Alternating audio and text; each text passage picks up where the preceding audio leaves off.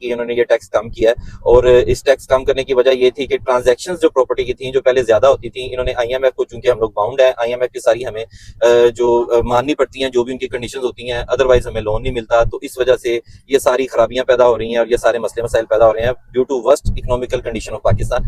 तो इस वजह से ये इनको मजबूरी है कि ये इससे ज्यादा टैक्स कम नहीं कर सकते थे। और दूसरी चीज ये है कि अभी प्रोपोज्ड बजट है, ये बजट इसको ये नहीं कह सकते कि ये पास हो गया और ये टैक्स यही वाला इंप्लीमेंट हो गया। अभी ये इंप्लीमेंट नहीं हुआ। अभी जो आज की लेटेस्ट अपडेट है वो ये है कि अभी तो इसके ऊपर आईएमएफ की तरफ से भी आपको गो हेड नहीं मिला। आईएमएफ को भी रिजर्वेशन है अभी इस सारे इशू के ऊपर। आईएमएफ ने अभी आपको गो हेड नहीं दिया कि आप इसको इंप्लीमेंट कर दें। अभी उनके साथ मीटिंग्स चल रही हैं, उनसे नेगोशिएशन चल रही है। पहली चीज ये है कि आईएमएफ अभी इस चीज के ऊपर मान नहीं रहा। चीज ये है कि इस चीज का प्रॉपर्टी के ऊपर इंपैक्ट क्या आ सकता है, मेरा नहीं ख्याल। लोग कह रहे हैं जी मार्केट बहुत तेज हो जाएगी, मार्केट के बड़े हालात बेहतर हो जाएंगे। मैं पर्टिकुलरली बात अभी फिलहाल करना चाहता हूँ बैरिया टाउन की, बैरिया ऑर्चर्ड की।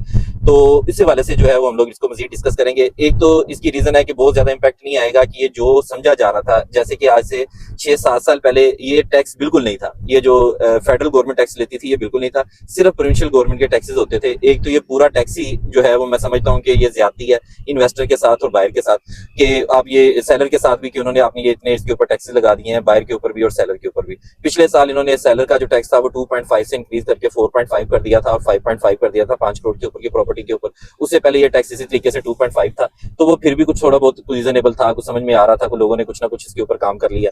अब इसमें रीजन ये है कि ये इसका इम्पैक्ट मैं नहीं समझता कि बहुत ज्यादा आएगा।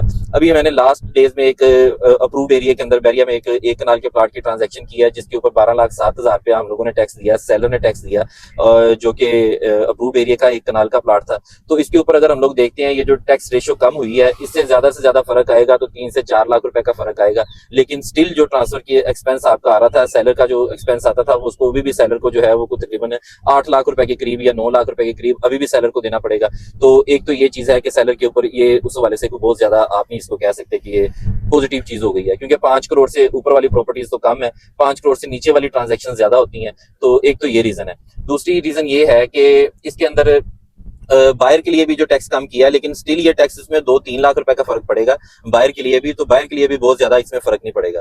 और जो मैं बेसिकली ये चीज करना चाह रहा हूँ, जो बताना चाह रहा हूँ, इसमें मेन रीजन ये है कि बहुत सारे लोगों ने प्रॉपर्टीज अपनी होल्ड करनी शुरू कर दी थी कि जी टैक्स आएगा तो तब हम बेचेंगे। और जो बायर था, बायर ने भी ये होल्ड कर लिया कि जिस वक्त को टैक्सेस कम होंगे तो हम उस वक्त इसको प्रॉपर्टी को बाई करेंगे। तो सेलर ने चीजें होल्ड करनी शुरू कर दी। 1-1.5 माह से ये र्यूमर चल रही थी और हम खुद भी इस बारे में काफी पॉजिटिव थे कि अगर ये कुछ टैक्सेस कम करते हैं और अच्छी एक इसको रीजनेबल एक ले आते हैं, रेशो के ऊपर ले आते हैं, तो डेफिनेटली इसका फर्क पड़ेगा। लेकिन एक तो जो चीज वाजे आपको बतानी चाहिए वो ये है कि इसमें ये कोई इतना ज्यादा इंपैक्ट नहीं पड़ने वाला, खास तौर के ऊपर बैरियर